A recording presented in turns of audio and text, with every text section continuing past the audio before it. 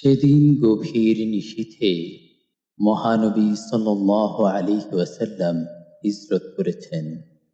তার ঘরে তার বিছানায় শুয়ে আছেন হযরত আলী রাদিয়াল্লাহু আনহু। মহানবী সাল্লাল্লাহু আলাইহি ওয়াসাল্লামের কাছে গচ্ছিত রাখা কিছু জিনিস মালিকদের ফেরত দেবার জন্য মহানবী সাল্লাল্লাহু আলাইহি ওয়াসাল্লাম হযরত আলী রাদিয়াল্লাহু আনহুকে রেখে গেছেন। হযরতকে হত্যা করতে আসা কুরাইশরা আলী রাদিয়াল্লাহু আনহুকে মহানবী মনে করে সারা রাত পাহারায় কাটিয়েছে। ভোরে তারা হযরতের শয্যায় আলীকে দেখে ক্রোধে ফেটে পড়ল। তারা হযরত আলীকে তরবারির খোঁচায় জাগিয়ে বলল, এই মুহাম্মদ কোথায়?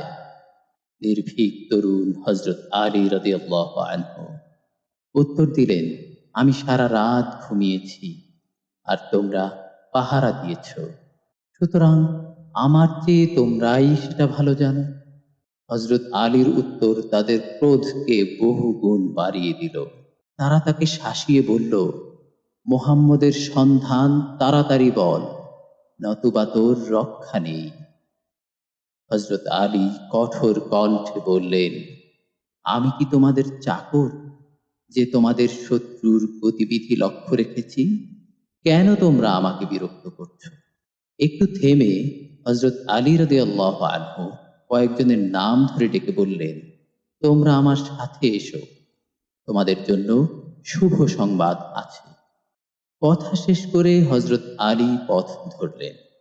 যাদের নাম উল্লেখ করলেন তিনি, তারাও তার পিছু পিছু চলল। তাদের হাতে উলঙ্গ তরবারি, তাদের মনে একটি ক্ষীণ আশা। হযরত আলী তাদেরকে মুহাম্মদ সাল্লাল্লাহু আলাইহি ওয়াসাল্লামের সন্ধান দিতে নিয়ে চলেছে। হযরত আলী এক গৃহদ্বারে গিয়ে দাঁড়ালেন। পেছনে ফিরে ওদের বললেন, দাঁড়াও, আমি নিয়ে আসছি। বলে তিনি ভিতরে চলে গেলেন। পেছনে কয়েকজনের অন্তরে তখন কি হবে না হবে অপরিসীম দোলা। তাদের মনে আশঙ্কাও। উলঙ্গ তরবারি হাতে তারা পরিস্থিতি মোকাবেলার জন্য প্রস্তুত। এমন সময় হযরত আলী বেরিয়ে এলেন। তার হাতে কয়েকটি ধনরত্নের তোড়া।